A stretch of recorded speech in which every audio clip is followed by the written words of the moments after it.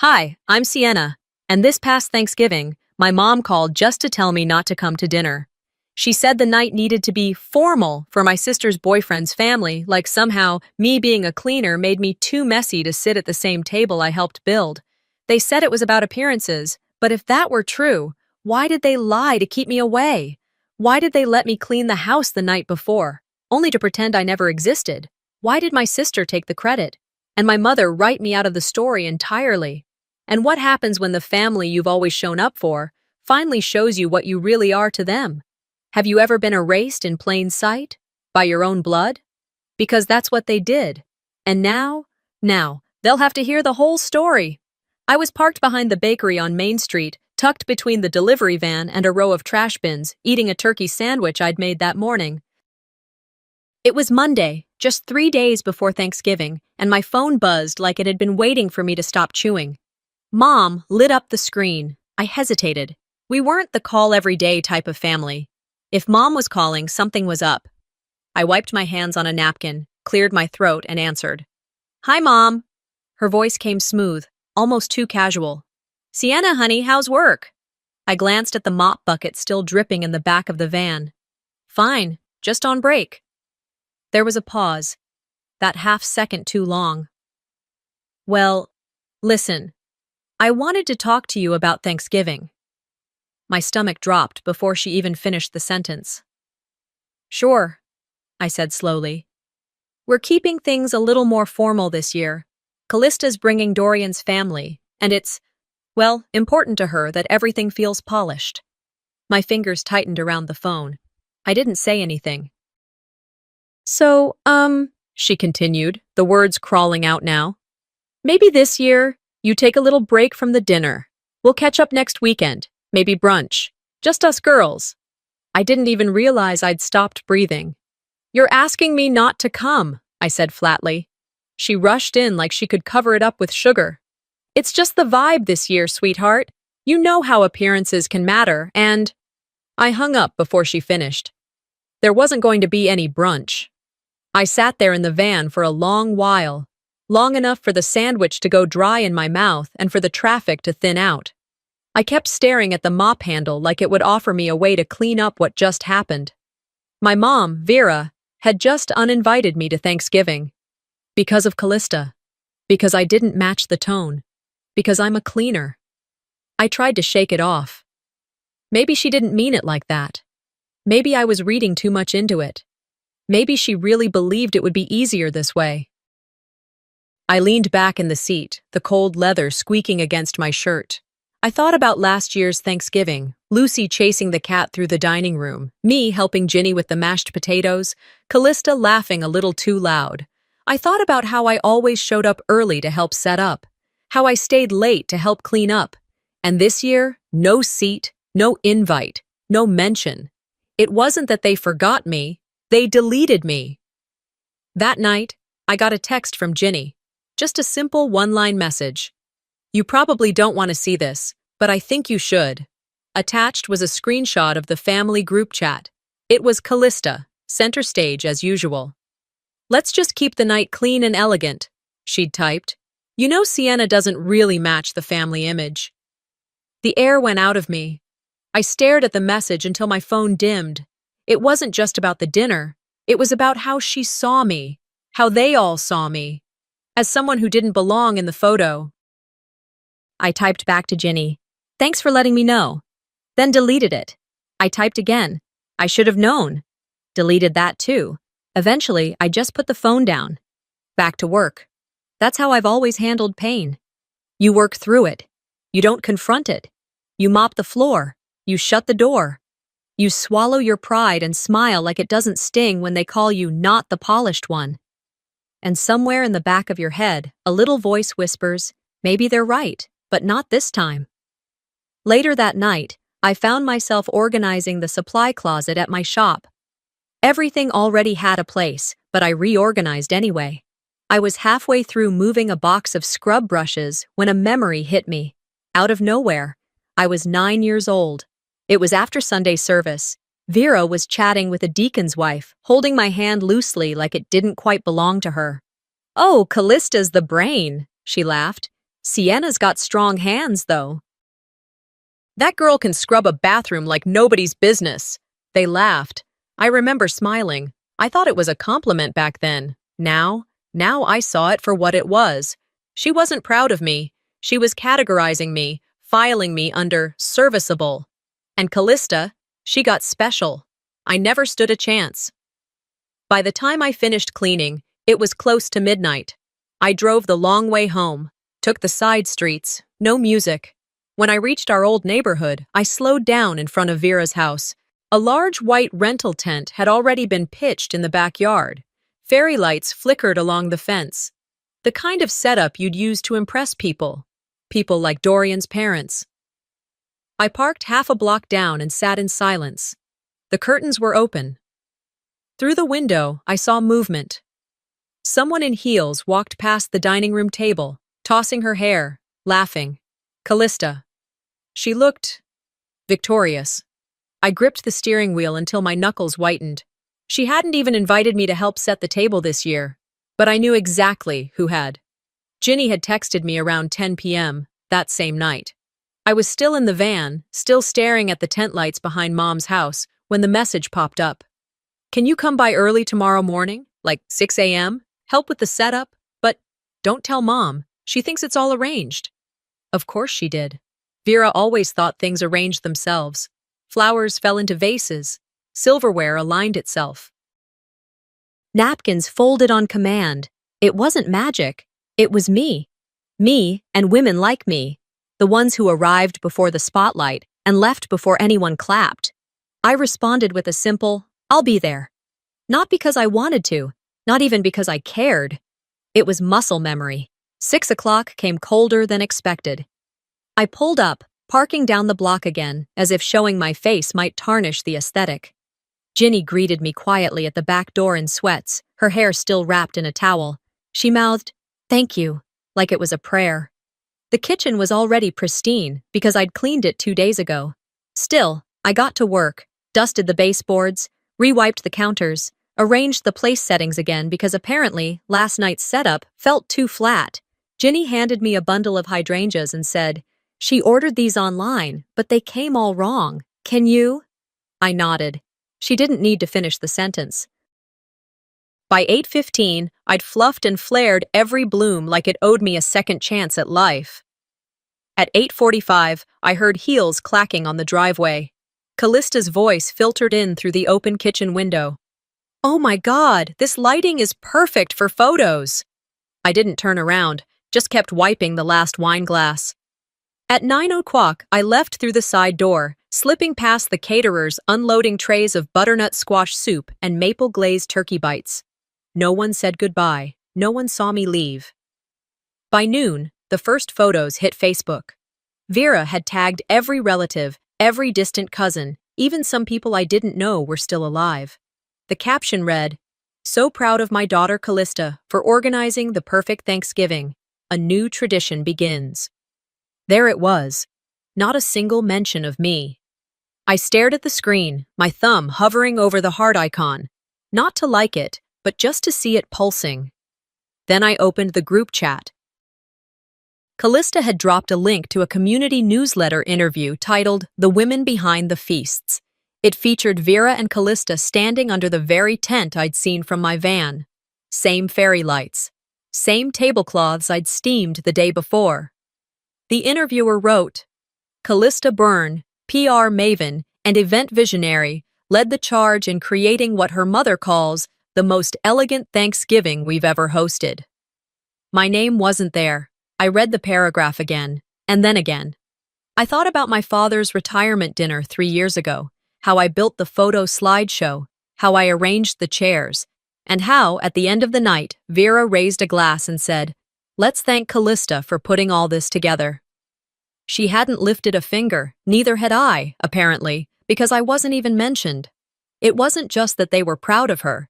They needed her to be the face of their success, and they needed me to disappear into the background for that image to stick. I closed the article and scrolled down. There it was again, Callista's voice in text form. Couldn't have pulled this off without support from my amazing family. The comments poured in. "You're incredible! What a blessing you are to your parents. This is magazine-worthy. One photo showed Callista holding a wine glass in front of the dining spread, the same spread I had wiped down, piece by piece, while she was still in bed. I didn't cry. Not anymore. Instead, I stood up and opened the hall closet where Mom used to keep the family photo albums. I hadn't looked at them in years, but I remembered which one had the red fabric spine. Flipping through, it confirmed what I already knew. Birthday parties where I was just a hand in the corner of the frame.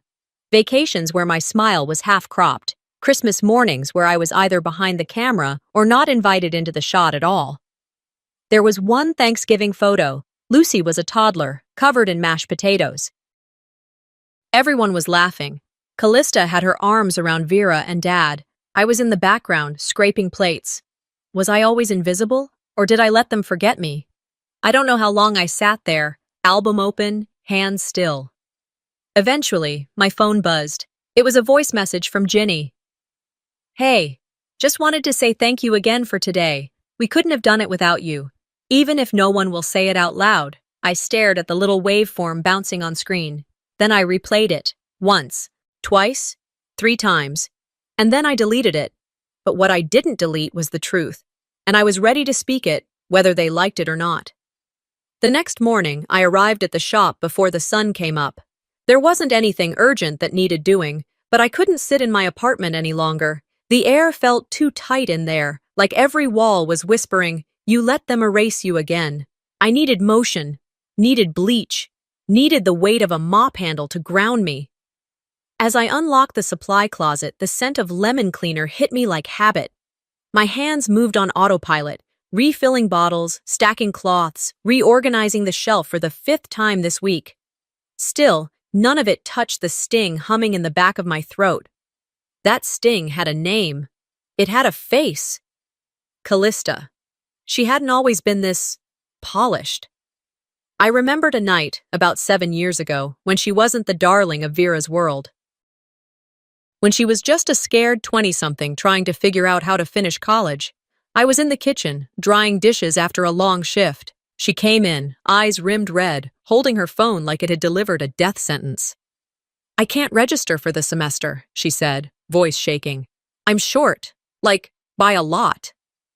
I didn't ask how. Didn't question what she'd done with the money Dad gave her. Didn't even hesitate. I pulled out my emergency savings, every last cent I'd stashed in a battered envelope marked brake pads, toothaches, and handed it over. "Pay it," I said. "You've come too far to stop now." She cried, hugged me, said I saved her life. And then, we never spoke of it again. Vera would go on to tell anyone who'd listen that Callista was so determined, so self-sufficient. I was written out of that chapter, just like I was being written out now. 2 days before this year's Thanksgiving, Vera had called late in the evening. I was still wiping down tile in Mrs. Greenberg's guest bathroom when my phone vibrated in my pocket. "Sienna, darling," she began, sweet as syrup.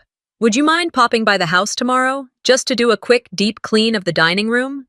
I should have seen it then. I said yes. Of course I said yes. When I arrived, the house was quiet. Callista wasn't home yet. Vera was sipping tea, scrolling through her phone. "The rugs are shedding a bit," she said, gesturing without looking up. "And do check the ceiling fan. Last time it was quite dusty." No thank you. No warm smile. No mention of dinner. I scrubbed for 2 hours, on my knees most of the time, listening to the hum of the dishwasher and the tick of Vera's antique wall clock. I told myself I was helping the family, that I was part of it, that I mattered. But when I left, no one acknowledged it. And when she called me the next day to say I wasn't the right fit for a formal dinner, the betrayal landed a little harder. After I closed up shop, I drove to my storage unit. I hadn't been there in months, but something pulled me to it. Inside, buried beneath old photo frames and boxes of tools, was the red fabric family album. I brought it home, spread it out on my kitchen table with a glass of water and a deep breath.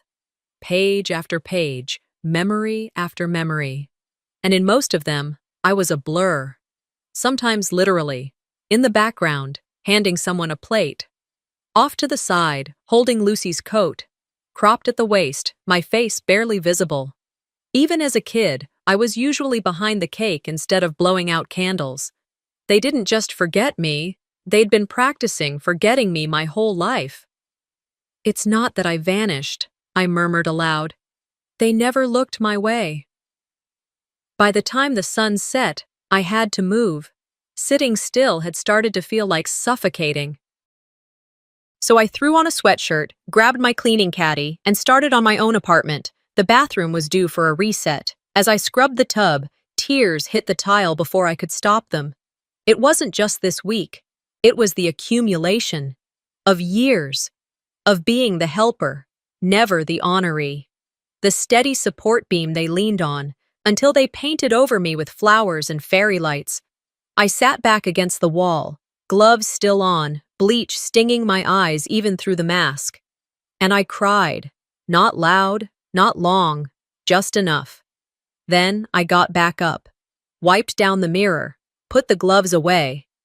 It's just muscle memory now, I told myself. Get up, clean, shut it down.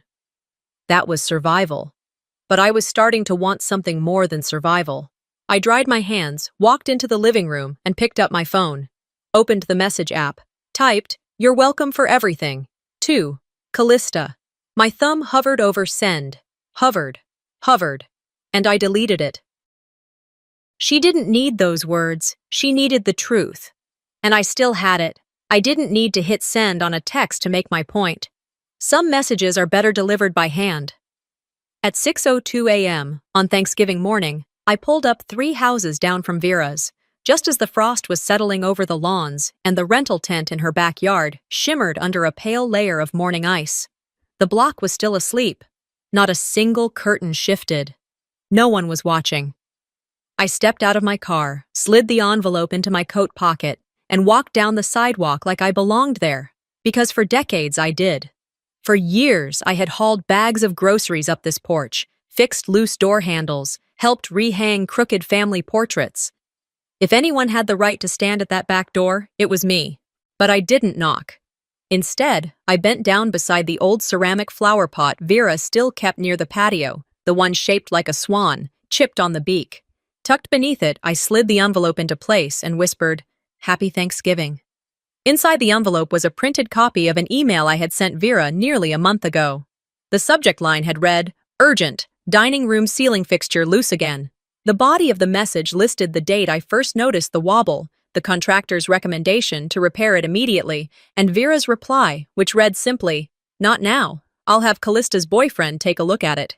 The second item in the envelope was a sticky note. It said, "Ignored systems collapse. No signature, no threat, just consequence." I didn't linger. I didn't look back. I got in my car and drove to my shop, unlocked the front door, and started reorganizing the microfiber cloths in the storage cabinet, not because they needed it, but because my hands needed to stay busy. By 7:15, my phone buzzed. Ginny. This time, not with a text, a voice memo. I hesitated before pressing play. "Sienna," she began, her voice low. "Look, I didn't want to say anything before, but you should know how Mom talks when you're not around." Pause. "She told me last night that Callista was nervous about you coming, said you might embarrass the family, that you don't really fit the image we're trying to present to Dorian's parents." There was more. She said, and I quote, "Sienna always means well, but she brings a kind of heaviness. We can't have her ruin the night just by being there." I didn't blink, didn't even flinch. I just reached for my coffee and took a long sip. "She's afraid of the truth," Ginny's voice continued. "And I've started recording some of their calls. I don't know what they think they're protecting, but you're not crazy." It should have shocked me. It didn't. This wasn't new. I'd been warning them my whole life. I warned them when Dad wanted to invest in that shady real estate scheme, and Vera said I was just jealous of Callista's boyfriend's big dreams. 2 years later, they lost $14,000. I warned them when Lucy started showing signs of hearing trouble, and they brushed it off as selective toddler attention. Turned out she had a mild auditory processing delay that delayed her learning to read. I warned them about the termites in the baseboards, the rust in the old pipes, Even the way Aunt Lillian's boyfriend looked at Ginny during Christmas Eve 2015. And every single time, Sienna, stop being dramatic. You worry too much. You always focus on what's wrong. They said I was the heavy one, but I wasn't heavy, I was honest. And people like Vera don't reward honesty. They silence it. By 9:30 a.m., I was still alone in the shop, folding rags, when I realized something inside me had shifted. I wasn't angry anymore, not in the way I used to be. I didn't want back in. I didn't want the seat at the table anymore. I didn't need them to see me, or applaud me, or even remember what I did. I just wanted them to see the truth, and if they didn't, let them live with the fallout. By 10:15, the sky had brightened into a soft, indifferent gray. The streets were starting to fill with traffic, pickup trucks with bundled-up dads hauling pies, minivans stuffed with kids and casseroles. Somewhere, I knew Vera's tent was glowing with LED lights, and Callista was probably already posing for pre-dinner photos in a dress I had never seen her wear. I walked outside the shop and locked up early, didn't bother with errands, didn't check my email. I drove back to my apartment, put on an old sweatshirt, and sat quietly with a sandwich I didn't feel like eating. My phone buzzed again. Ginny. This time, it was a text. If you ever decide to speak, I'll back you up. I stared at the message, feeling nothing and everything all at once. It wasn't a threat. It was an invitation, but not the kind Vera ever offered me. This one had no dress code, no curated image, just truth. And finally, I was ready to let it in. By that evening, the house was full, but not one of them knew what was about to fall apart. Meanwhile, my apartment was still. No music, no phone calls. Just me, a folding tray table, and a plastic container of grocery store mac and cheese I'd reheated twice. The silence didn't ache the way it used to. For once, I didn't feel left behind. I felt exempt.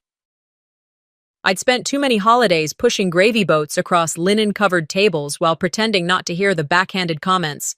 Well, at least Sienna's handy. Or, she may not be ambitious, but she's always available. I used to swallow them whole like warm stuffing, hoping the right silence might win me a seat at their emotional table. Not this year. I pulled the blanket around my shoulders tighter and leaned back on the couch. The city lights outside blinked soft and indifferent. Somewhere out there, under that canopy of artificial stars, Vera's voice was probably rising just slightly, welcoming Dorian's parents with perfectly scripted charm.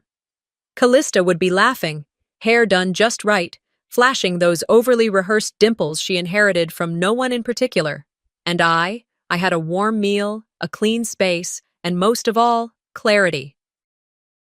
After finishing my small dinner, I rinsed the container, put it in the drying rack, and opened the garage door to grab a few files I'd stored away weeks ago. That's when I saw the box, tucked behind old holiday decorations and a cracked plastic snow shovel. The box was plain, light wood, slightly warped from years of Chicago moisture, but I recognized the handwriting scrawled on top. Nana's Garden Notes.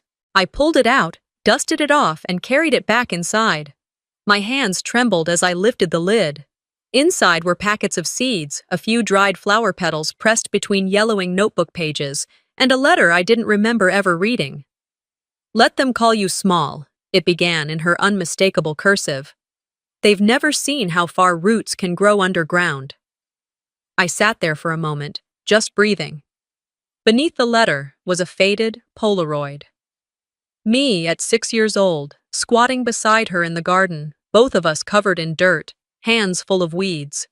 Nana's arm wrapped protectively around my shoulders, her face turned to me, not the camera. My throat tightened, but no tears came. Nana had always seen me, not for what I did, but for who I was.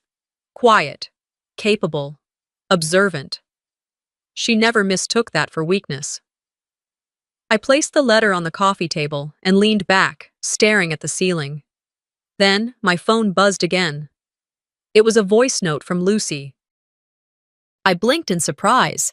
Callista's daughter wasn't allowed a phone of her own, but she sometimes used her mom's tablet for schoolwork. I tapped play, expecting maybe a happy Thanksgiving, or a funny story about the turkey. But it wasn't that.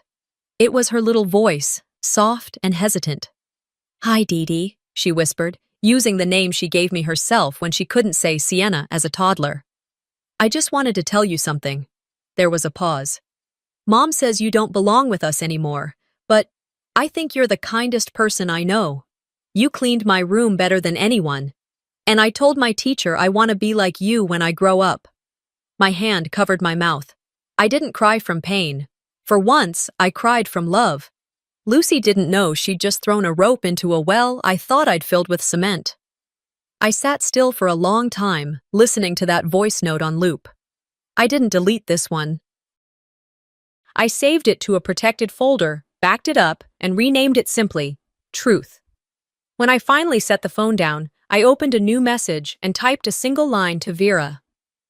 "I don't need to be invited, but don't lie and say I was never there." No greeting, no punctuation. I hit send and didn't wait for a reply, because I wasn't seeking her validation anymore, but I wasn't letting her rewrite the story either. I stood up, walked over to my printer, and started what felt like a different kind of cleaning. Truth documentation. First, the original repair warning I'd sent about the chandelier, the one they ignored.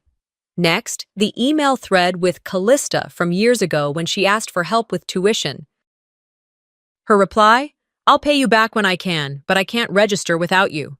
Then, the invoice copies from the cleaning company for every time I donated services for family events, marked paid, 0 sounds. I added screenshots of texts from Vera and Callista praising my help, back when it was convenient. Each document was printed in duplicate. I began organizing them into a folder labeled, simply, Receipts. This wasn't revenge. This was my insurance policy. Because if Vera or Callista ever dared to go public with their fiction, I'd have the truth, ready, factual, irrefutable. I slid the final page into its sleeve and paused. There was one more thing I needed to include. A summary, not a dramatic essay, just one line. I uncapped a pen and wrote, "If I'm going to be erased, let me at least write the ending myself." I closed the folder, tucked it into my work bag, and leaned back on the couch. My phone buzzed once more. A text from Ginny. Just 3 words. They just sat down. The lights went out just as the turkey hit the table. 1 second, the room glowed with soft, curated warmth, the perfect mix of overhead LEDs and strategically placed sconces. And the next, complete darkness swallowed the smiles. Gasps erupted around the table. A knife clattered to a plate. Someone let out a nervous chuckle, the kind that always precedes panic at fancy events. Then came the high-pitched scream of a child, maybe one of Dorian's nieces. But the real sound, the one that would echo in their heads far longer than any malfunction, was the groaning creak overhead. It gave just enough warning for the chandelier to announce its exit. With a final electric buzz and a spark that lit the edges of the ceiling, the heavy iron fixture detached, crashing down onto the floor in an explosion of crystal and brass. Screams followed, chairs shoved backward. A piece of glass sliced through the tablecloth, carrots scattered like shrapnel. The roasted turkey lay half-draped in gravy, a comical crown of disaster. Callista stood frozen mid-toast, her wineglass still half-raised. Dorian's mother clutched her pearls. His father muttered, "Jesus." In the kitchen, alarms blared, oven timers, security systems, maybe even the fridge protesting its sudden silence. The room reeked of burnt sugar and fear. Vera was the first to speak. "Everyone, it's fine," she yelled, holding up both hands. "Just a little power surge. Happens in older homes." But no one believed her. Not really, because Ginny was already on her feet, pale and shaking. She glanced at the floor where the chandelier had landed and whispered, "She warned you. Sienna warned you about that fixture." Callista whipped her head around. "Excuse me?" "You heard me," Ginny said, louder now. "Sienna told Mom weeks ago that thing was loose. You brushed her off, called her dramatic." Vera's voice rose, sharp. "That's enough, Ginny." But Ginny wasn't done. She pointed at the melted candle wax near the fallen turkey. "She told you to check the wiring. She begged you to listen. And then a server slipped. The rug, embroidered, antique, overly decorative, had folded at the edge. The woman's tray flew upward, crashing into the buffet table. Mashed potatoes slid across the hardwood like some grotesque art installation. In the chaos, Callista reached for Dorian, but he didn't take her hand. Instead, he said quietly, "Why didn't anyone fix this?" Vera laughed. Too forced, too rehearsed. "Oh, you know this old place. It always acts up when the weather shifts." "No," Dorian said, flatly. "That's not what Ginny just said." An icy silence followed. Then the hum of phones buzzing and guests murmuring about exits and flashlights and calling an Uber early.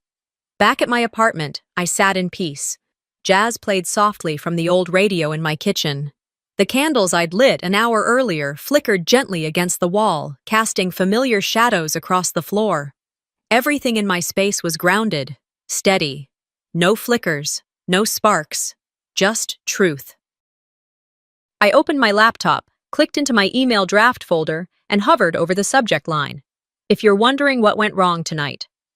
The body of the message was already formatted, attachments numbered, timestamps included, invoice for my services, never paid, repair requests, ignored, photos of the chandelier weeks prior, visibly loose, screenshots of texts from Vera calling me a liability, and too plain. An audio file Ginny had forwarded of Callista saying, "She can clean, but she doesn't belong at our table." I didn't add anything more. I just hit send. It went to every family member in our contact chain, including Aunt Marta in Arizona, who hadn't spoken to anyone since 2019, and Uncle Lee, who always replied with an accidental emoji. As I closed the laptop, my phone vibrated violently. Ginny was first. A simple text. "You really did it." Then more rolled in. "Is this real? Did she really say all that? Why didn't anyone stop them?" I didn't answer any of them. I poured myself a glass of water and stretched out on the couch, letting the quiet sit beside me like an old friend. Somewhere, Callista was probably scrambling. Somewhere, Vera was probably spinning a new version of the story. And right on cue, a filtered photo hit Facebook. Callista, smile tight, holding a slice of pie. Caption, "Grateful, despite the chaos.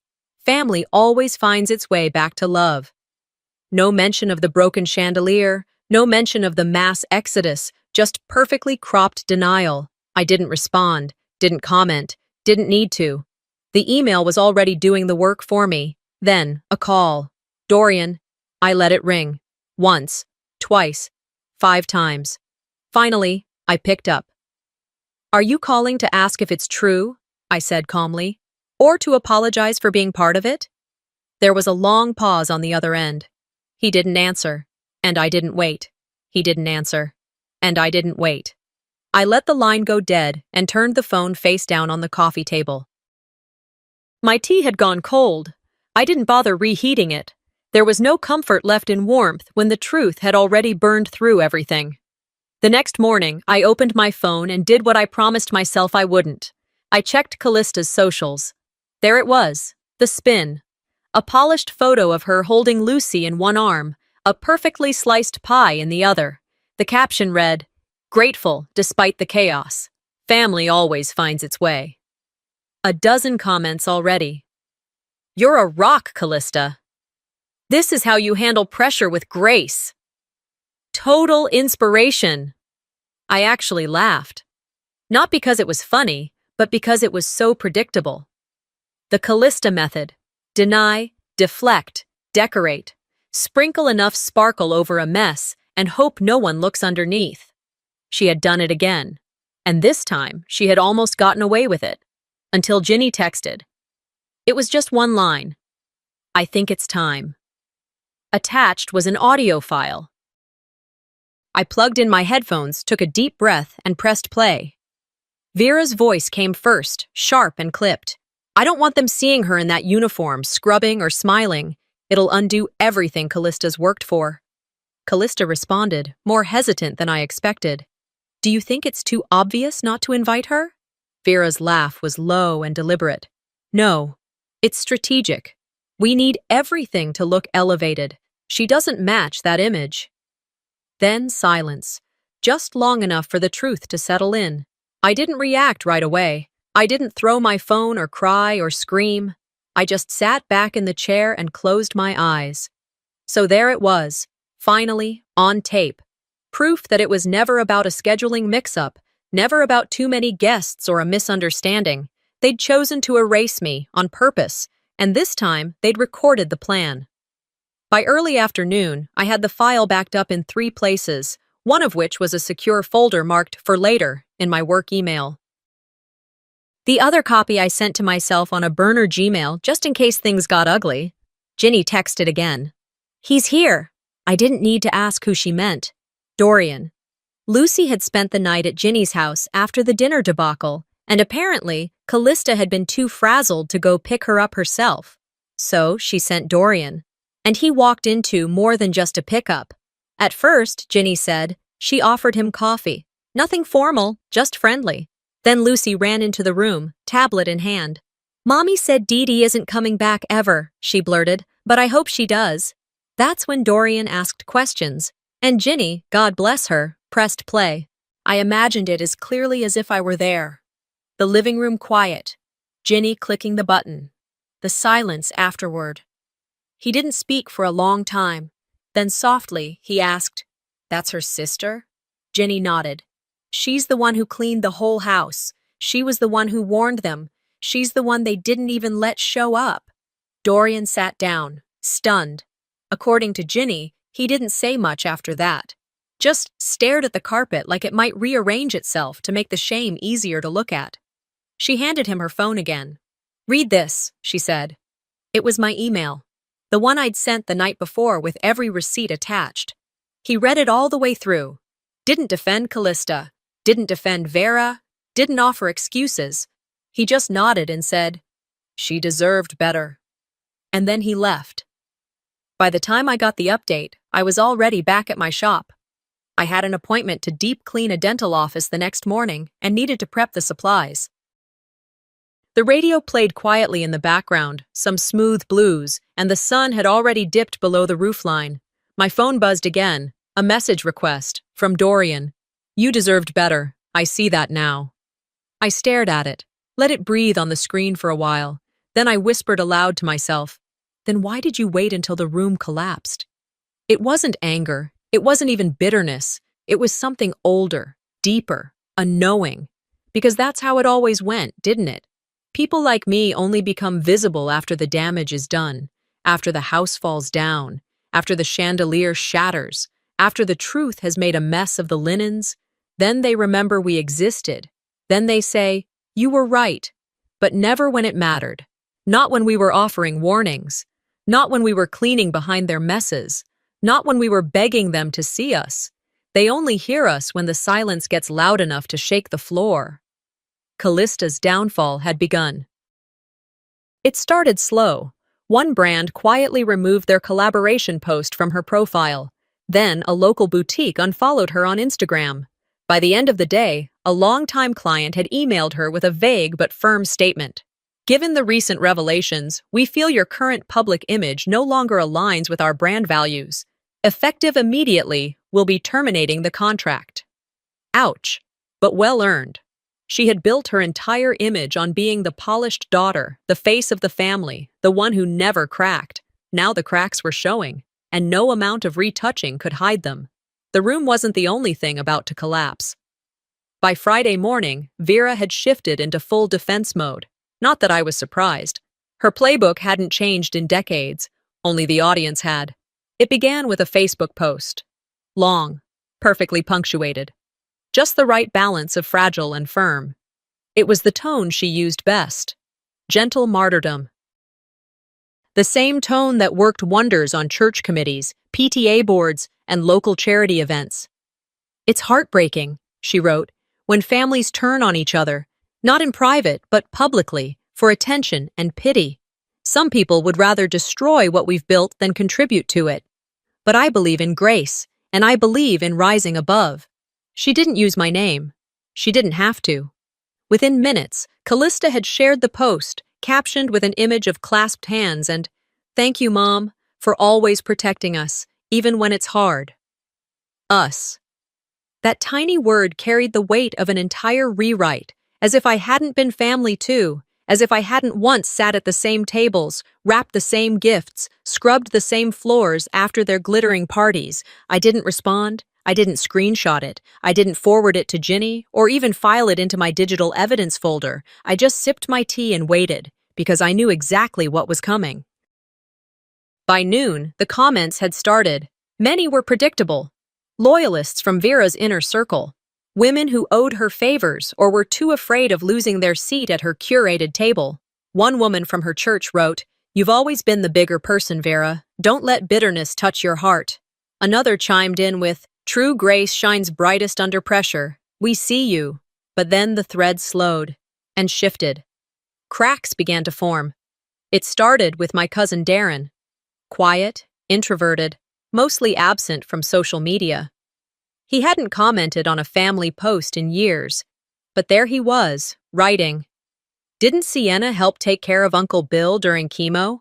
I'm pretty sure she drove him to appointments for months. Never asked for anything. Then someone else. I remember Sienna doing yard work for Mrs. Halberd during that brutal snowstorm, while everyone else was posting from Florida. Suddenly, the algorithm was no longer working in Vera's favor. The thread slowed again. It then surged forward, this time from names I didn't recognize. And then it landed, a comment from Mrs. Halberd herself. No filters, no emojis, just the kind of clarity that burns through fog. "Let me tell you something about this drama maker you all seem so quick to judge," she began. "Last winter I couldn't walk, hip surgery, no local family, no way to get the snow cleared. You know who showed up at 6:45 every morning with a shovel and thermos of coffee? Sienna. You know who brought me soup, changed light bulbs, and helped me bathe my dog when I couldn't bend over? Sienna. Not for money, not for attention, just because it was the right thing to do." She ended with, "If this family is embarrassed by her, that says more about them than it does about her." No hashtags, no theatrics, just truth, typed quietly in a comment box. I stared at the screen, heart thudding, slow, sure, certain, and I still didn't comment, didn't press like, didn't drop in a quote tweet or meme. I let it breathe, let it speak for itself, let Vera sit with the slow unraveling of a story she could no longer edit. That afternoon, I took a walk. Around the block, past the florist where Dad used to buy last-minute anniversary roses, past the old barber shop where he once took Dorian and me for matching haircuts, past the corner diner where Callista had met Dorian for their second date, though that story changed depending on who she was telling it to. All still standing. Unlike her reputation, the air was brisk, but not biting. The sky hung low and heavy, the color of wet cement. It didn't bother me. That kind of chill no longer pierced me the way it once did. I'd grown something warmer inside now. That evening, as lights flickered on across the city, windows glowing like embers in high-rise stacks, my phone buzzed, a news alert from a PR watchdog account I followed. Breaking. Brand partnership between Callista Byrne and Luxe Glow. Beauty quietly terminated. No public statement issued. I scrolled further. Another post, this time from a boutique PR agency's Instagram story. We hold ourselves to the highest ethical standards, both publicly and privately. They didn't tag her. They didn't have to. Curious, I checked Callista's profile. Several posts were gone, archived or deleted. Others had limited comments now. One image remained at the top of her feed. Thanksgiving. Crisp filters. Posed smiles. But something had changed. Lucy wasn't in the photo anymore. Dorian's profile looked different too. The couple photos had vanished. His grid now read like a man reclaiming a version of himself that had never existed within the Byrne holiday marketing machine. No explanation, no joint statement, just digital erasure. Fitting. By Saturday, I'd heard from Ginny, Mrs. Halberd again, and 3 cousins I hadn't spoken to since the rehearsal dinner of someone else's wedding. None of them offered apologies. None of them tried to fix the past. Instead, they offered stories. Small, warm, unpolished memories. Moments that confirmed what I'd wondered all along. Someone had seen me, even if it took them too long to say so. That morning, I brewed coffee and opened my inbox. There it was. An envelope from the Naperville Business Women's Association. Inside, a letter on soft cream paper, formal but not cold. We're pleased to inform you that you've been nominated by your clients for the 2025 Local Impact Award. This nomination recognizes your commitment to integrity, community care, and leadership in small business. I didn't frame it, didn't tweet it. I simply folded the letter and placed it on the kitchen table next to my now cold coffee. I sat in the quiet for a long while. No spotlight, no audience, just a smile. Soft, small, certain. I didn't need to prove anything anymore. But even with justice, even with vindication, healing wasn't instant. It was still unfolding, quietly, like morning light on a cloudy day. Unhurried, unwavering. And that was enough. Even with justice, real, documented, undeniable, healing wasn't instant. No court order, no public reckoning, no whispered apology in the dark could change that. Healing, I was learning, wasn't a flash of triumph or a single decision. It was slower, quieter. It settled into the corners of your life, often when you weren't looking. In my new apartment, it arrived like dust on the windowsill, inevitable, light, and no longer choking. I let it stay, let it collect for a little while before sweeping it away with a soft cloth and open windows. It didn't bother me anymore. I'd stopped expecting stillness to mean something was wrong. The Local Impact Award Gala had come and gone without me. I'd RSVP'd with a polite decline, asked them to mail the certificate. The woman on the phone from the Naperville Business Women's Association had paused when I explained why. I already know my worth, I said gently. I don't need a stage to validate it. There was a breath of surprise on the other end, then she chuckled, genuine, warm. Well, she replied, that's the most honest thing I've heard all week. The envelope arrived 2 days later. No fanfare, just heavy stock paper, a seal embossed in gold, and my name printed clearly in bold serif font. I didn't frame it. I didn't post about it. I slipped it into the drawer in my desk, the one where I kept Nana's note and a faded copy of the email I'd once sent to my family, the message that had changed everything. Some things you don't keep to show, you keep them to remember. That same week, I got a call from the university where Dorian worked. A woman introduced herself as the facilities director. Her voice was professional, confident, but not cold. I was referred to your company, she said, by someone who deeply respects your standards. She didn't say his name. She didn't have to.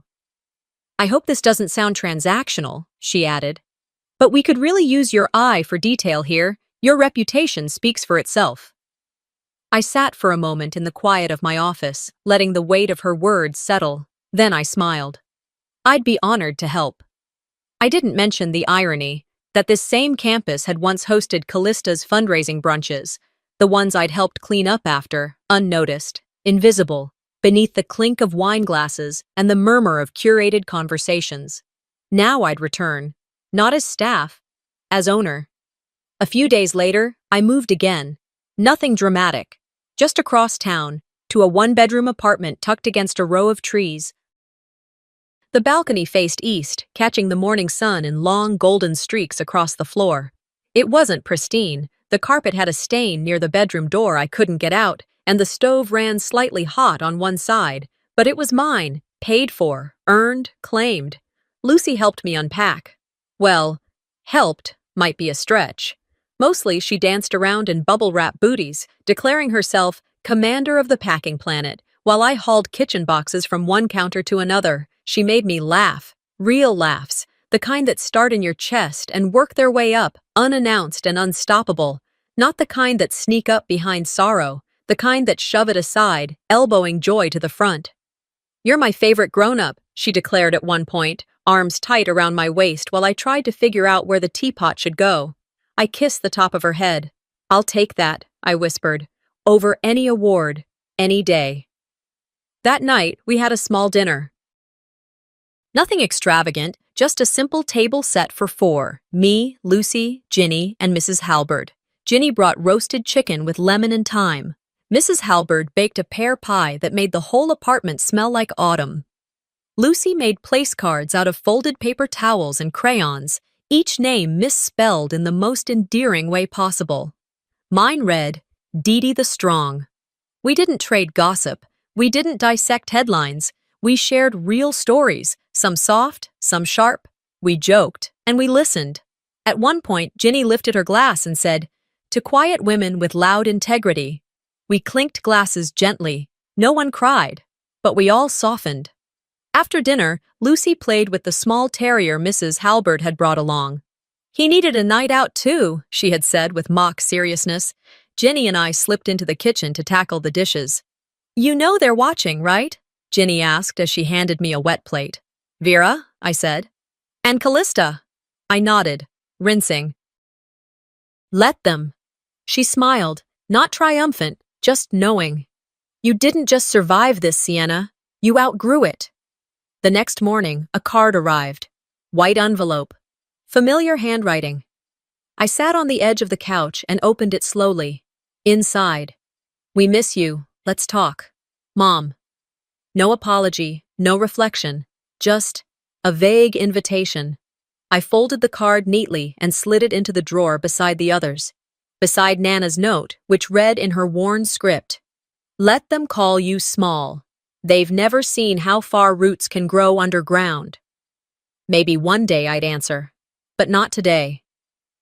That afternoon, I walked to the small patch of grass behind the apartment complex.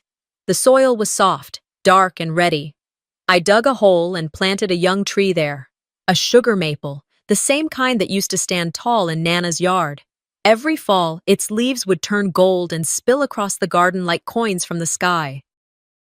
I patted the soil down with my hands, wiped my palms on my jeans, and sat on the back step to watch it sway. Growth doesn't always announce itself. It doesn't shout. It doesn't demand applause. It just happens, quietly, patiently, invisibly, until one day, it's undeniable. "You don't always get the apology," I whispered. "But sometimes, growth is enough." From inside, I heard quick footsteps on tile. Then Lucy's bright voice. "Di! You forgot dessert!" I smiled, fully, without hesitation. "I'm coming," I called back, already standing. And for the first time in a long, long time, I meant it. Sometimes, family isn't about blood. It's about who shows up, who tells the truth, and who refuses to let silence define them. Have you ever had to walk away from people who claim to love you, just to finally respect yourself? I'd love to hear your story. Drop a comment below, and let's talk. And if this one hit home, don't forget to subscribe for more true stories that speak to the quiet strength inside us all.